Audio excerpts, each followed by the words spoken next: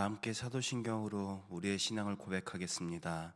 전능하사 천지를 만드신 하나님 아버지를 내가 믿사오며 그 외아들 우리 주 예수 그리스도를 믿사오니 이는 성령으로 잉태하사 동정녀 마리아에게 나시고 본디오 빌라도에게 고난을 받으사 십자가에 못 박혀 죽으시고 장사한 지 사흘 만에 죽은 자 가운데서 다시 살아나시며 하늘에 오르사 전능하신 하나님 우편에 앉아 계시다가 저리로서 산 자와 죽은 자를 심판하러 오시리라.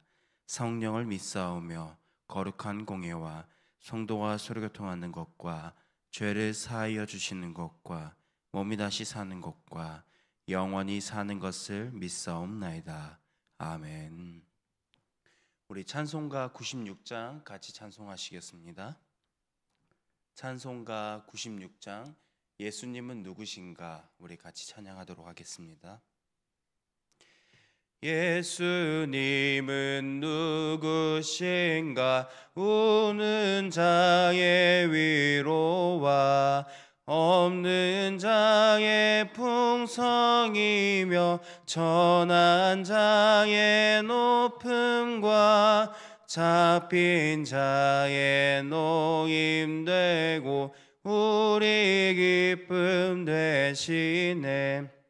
예수님은 누구신가 약한 자의 강함과 눈먼 자의 미치시며 병든 자의 고침과 죽은 자의 부활되고 우리 생명 되시네. 예수님은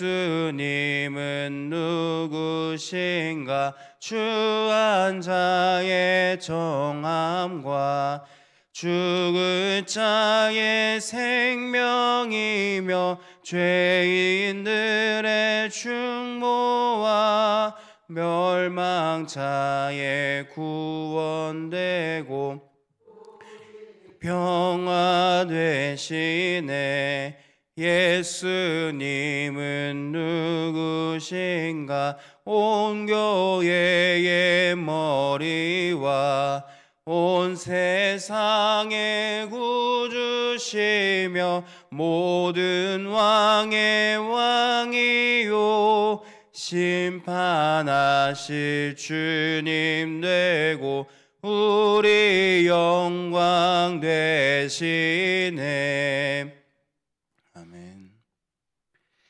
사랑의 주님, 저희의 빛이 되어 주시고 슬플 때 위로가 되어 주셔서 감사합니다. 병든 자를 고쳐 주시고 외로운 자의 친구가 되어 주시는 예수님의 사랑을 오늘 다시 찬양합니다. 살아가면서 저희의 삶의 소망이며 구원자이신 예수님을 더 깊이 알아갈 수 있는 저희 모두가 되게 하여 주시옵소서. 그리고 예수님을 닮아 다른 사람을 섬기고 사랑하며 복음을 전하는 삶을 살아가게 하여 주시옵소서.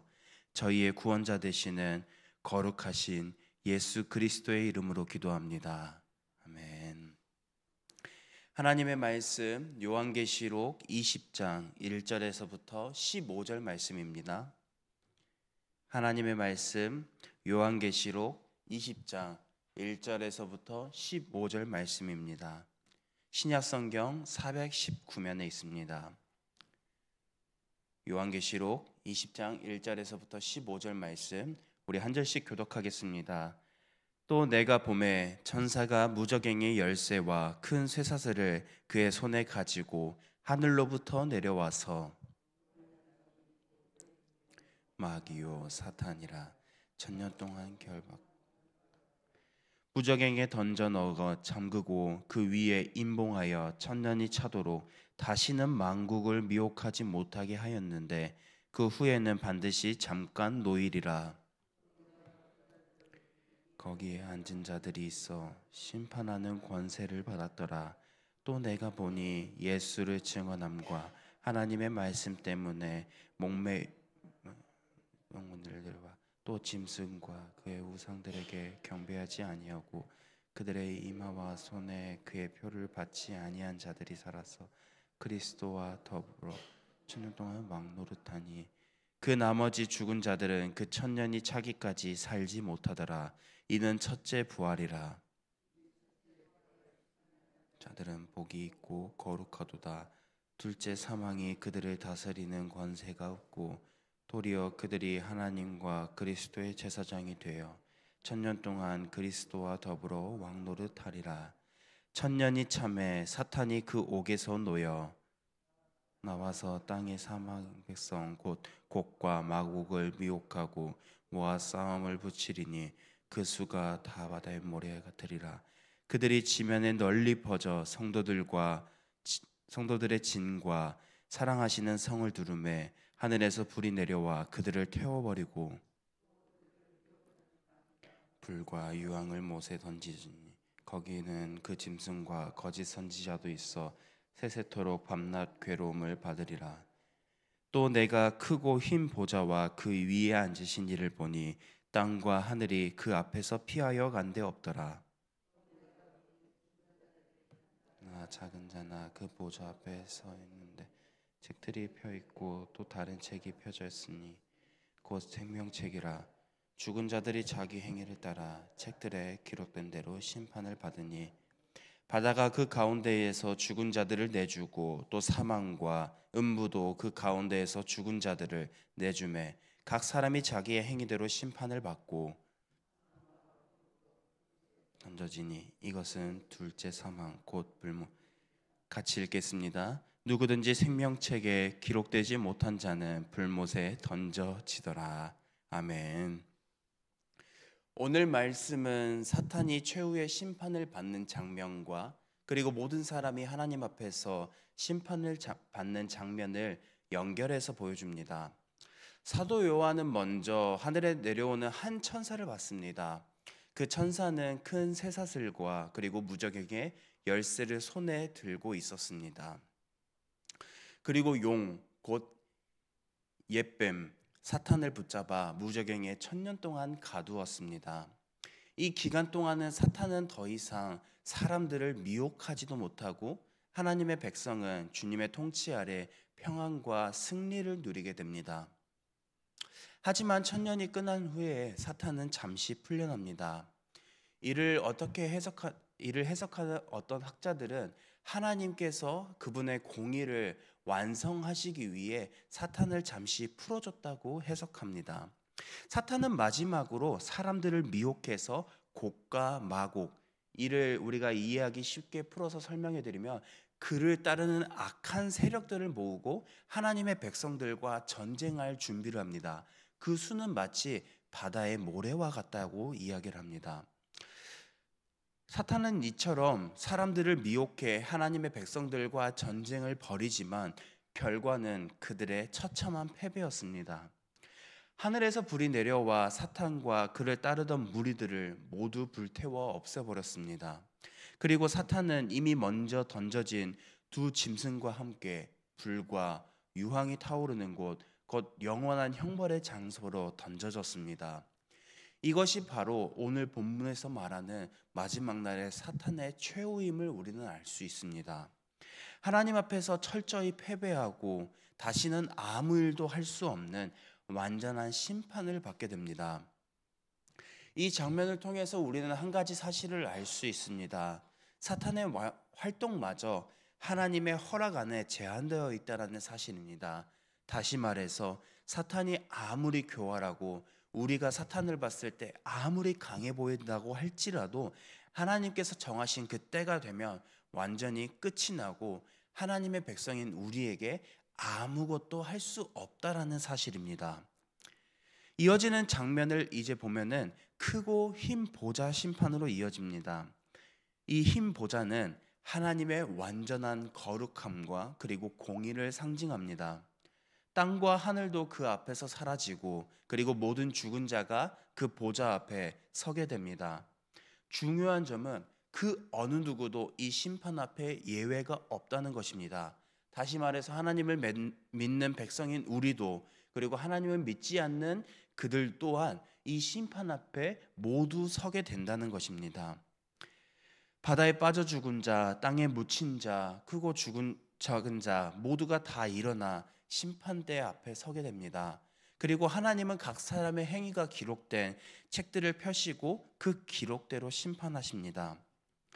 하지만 이어서 행위의 기록 외에 하나의 특별한 책이 열립니다. 바로 우리가 잘 알고 있는 하나님의 생명책입니다. 그 책에 이름이 기록된 사람만 하나님과 영원히 함께하는 영원히 생명으로 들어갈 수 있습니다. 이 이름이 없으면 그 사람은 오늘 본문에서 말하는 것처럼 불못에 던져지게 됩니다.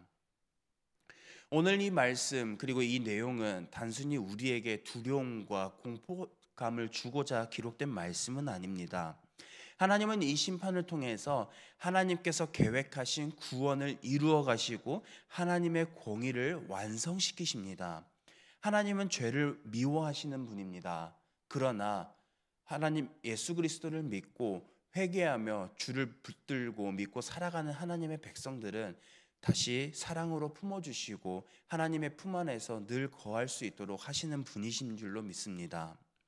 여기서 우리는 복음의 핵심을 다시 붙들게 됩니다. 우리의 행위로는 결코 하나님의 생명책에 기록될 수는 없다는 것입니다. 왜냐하면 우리는 연약하고 완전하지 않기에 우리의 행위 또한 생명책이 아닌 우리의 행위가 기록된 책에 빼곡하게 기록되어 있을 것입니다. 우리가 생명책에 기록될 수 있는 방법은 오직 어린 양의 보혈, 다시 말해서 예수님께서 십자가에서 흘리신 그 보혈의 피로 우리의 모든 죄가 용서를 받아 그 용서를 받은 백성만이 그 책에 기록될 수 있습니다. 이 심판은 단순히 우리에게 두려움을 주는 사건이 아니라 우리가 무엇을 바라고 살아가야 하는지 그리고 하나님의 공의가 완성된다라는 것을 기억하면서 살아가야 합니다. 오늘 본문은 우리에게 두 가지 길을 보여줍니다.